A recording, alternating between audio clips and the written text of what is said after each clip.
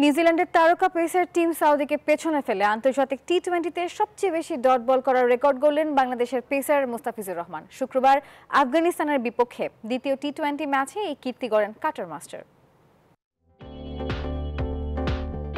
ক্যারিয়ারের শুরুতে কাটার বলের জাদুতে ব্যাটারদের ভোগানো মোস্তাফিজুর রহমানকে বিশ্ব ক্রিকেট চিনেছে কাটার মাস্টার হিসেবে। তবে সময়ের সাথে সাথে তিনি বনে গেছেন ভিন্ন এক উপাধির মালিক। এবার আন্তর্জাতিক টি-20-র ইতিহাসে সবচেয়ে বেশি ডট বল করা বোলার বনে গেছেন এই টাইগার পেসার। শুক্রবার আফগানিস্তানের বিপক্ষে দ্বিতীয় টি-20 ম্যাচে মাঠে নামার আগেই রেকর্ড গড়ার দোরগোড়ায় ছিলেন মুস্তাফিজ।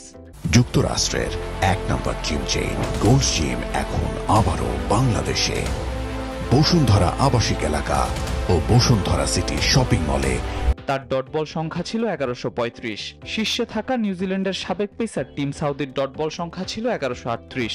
তাই তাকে ছাড়িয়ে যেতে প্রয়োজন ছিল মাত্র 4টি ডট। ইনিংসের 16তম ওভারে নিজের দ্বিতীয় স্পেলের পঞ্চম বলে সাউদিকে ছুঁয়ে ফেলেন মুস্তাফিজ। এরপর 18তম ওভারের দ্বিতীয় বলে ডট দিয়ে ইতিহাসের শীর্ষে উঠে যান তিনি। পুরো ম্যাচে মুস্তাফিজ 4 ওভারে 7টি ডট দেন। এখন পর্যন্ত 120 ইনিংসে 2616 বল করে মুস্তাফিজের ডট সংখ্যা দাঁড়িয়েছে 1142। অন্যদিকে 123 ইনিংসে 2753 বল করে সাউদির ডট বল রয়েছে 1138টি।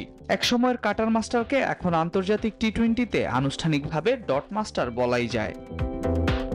আল মাহমুদ ফাহিম, নিউজ 24।